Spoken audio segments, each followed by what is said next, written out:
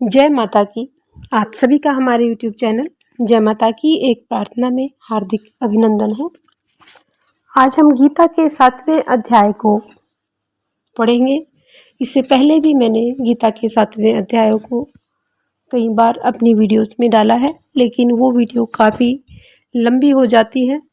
लेकिन आज हम बहुत ही संक्षिप्त में गीता के 7वें अध्याय को करेंगे, जो सबसे कम समय में अब तक सुना जाने वाला, गाया जाने वाला पाठ है।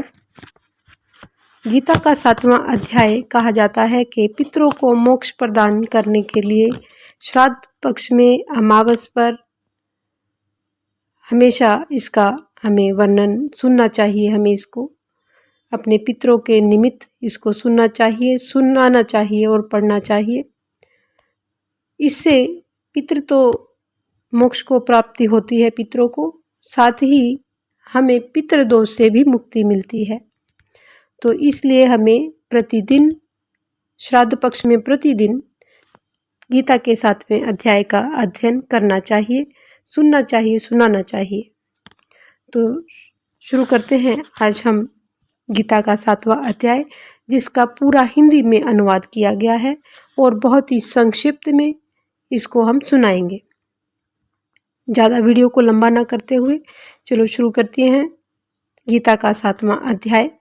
इससे पहले प्रभु का सुमरन करेंगे। ओम नमो भगवते वासुदेवाय। अध्याय को शुरू करने से पहले अगर आप चैनल पर नए आए हैं तो चैनल को सब्सक्राइब कर लीजिए और घंटी जैसे दिखने वाले बटन को भी दबा लीजिए, ताकि आने वाली नई वीडियो की नोटिफिकेशन आपको सबसे पहले और आसानी से मिल सके। तो चलिए शुरू करते हैं गीता का 7वां अध्याय। श्री कृष्ण भगवान जी बोले कि हे पार्थ, जो मुझ में मन लगाकर मेरे ही आश्रय होकर योगाभ्यास करते हुए मेरे स्वरूप का संशय रहित पूर्ण ज्ञान होगा, सो उसे सुनो। विज्ञान के सहित वह पूर्ण ज्ञान में मैं तुम्हें सुनाता हूँ, जिसके जानने से तुमको इस लोक में और कुछ जानना शेष नहीं रहेगा। सहस्त्रों मनुष्यों में से कोई एक सिद्धि प्राप्ति के लिए यत्न करता है। उन यत्न करने वाले सिद्धों में से भी कोई विरला ही मुझे ठीक से जान पाता है। पृथ्वी, जल, अग्नि, वायु, आकाश, मन, बुद्धि और अहंकार, ये 8 प्रकार की मेरी प्रकृति है, मेरी माया है। इस प्रकृति को अपरा अचेतन अर्थात जड़ कहते हैं। इससे दूसरी प्रकृति चेतन है, जिसने संपूर्ण जगत को धारण किया हुआ है। इन्हीं प्रकृतियों से सब प्राणी मात्र उत्पन्न होते हैं। ऐसा जानो, यह प्रकृतियां हमसे ही उत्पन्न हुई है। इस तरह से सब जगत की उत्पत्ति और प्रलय का कारण मैं ही हूँ। यह सब संसार मुझ में ही गुथा हुआ है, मुझसे परे कुछ भी नहीं है।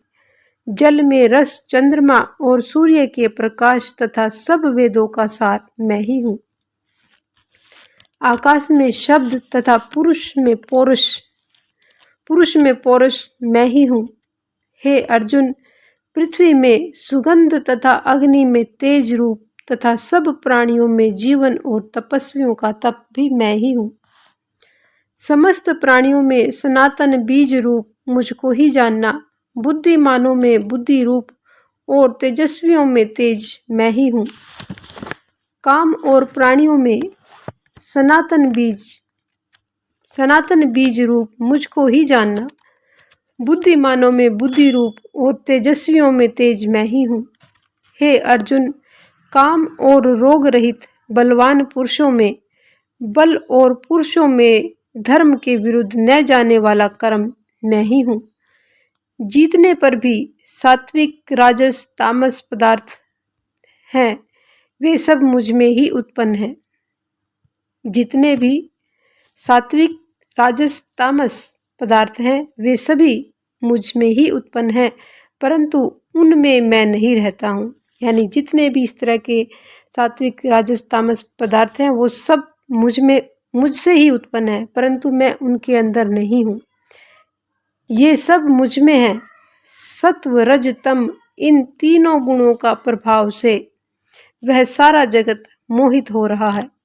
इस कारण यह इससे परे मुझ अव्यय परमात्मा को नहीं जानता। यह मेरी गुणमयी और दिव्य माया अति दुष्कर है। जो मुझको अनन्य भाव से भजते हैं वे इस माया को पार कर जाते हैं। हे भरत श्रेष्ठ अर्जुन, 4 प्रकार के जीव मुझको भजते हैं, यानी मुझे पूजते हैं। दुखिया, जिज्ञासु, ऐश्वर्य की कामना करने वाले और ज्ञानी, जिनमें मुझे सदा एकाग्रचित और केवल मेरी भक्ति करने वाले ज्ञानी पुरुष ही श्रेष्ठ लगते हैं, क्योंकि मैं ज्ञानी को अत्यंत प्रिय हूँ और वह मुझको प्रिय है। यद्यपि ये सभी भक्त श्रेष्ठ हैं, तथापि ज्ञानी तो मेरी आत्मा है, क्योंकि वह मुझ में ही मन लगाकर मुझको ही सर्वोत्तम गतिमान मेरा ही आश्रय ग्रहण करता है। वह ज्ञानी अनेक जन्मों के बाद मुझे पा लेता है। ऐसा महात्मा अति दुर्लभ है, जो सब जगत को वासुदेव में समझे।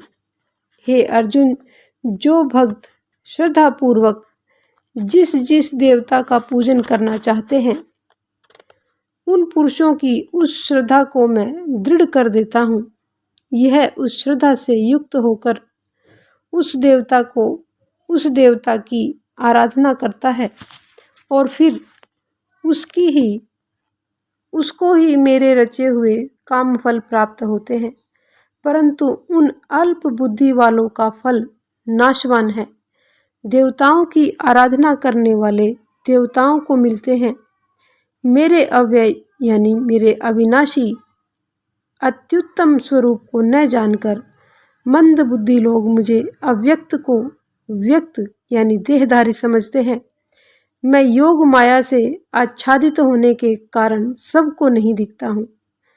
उसी से मूढ़ लोग अनादि तथा अविनाशी मुझको नहीं जानते, क्योंकि मेरी देह नहीं है, मेरा शरीर नहीं है, इसलिए अज्ञानी लोग मुझे नहीं समझते हैं और ना ही वो मुझे जानते हैं।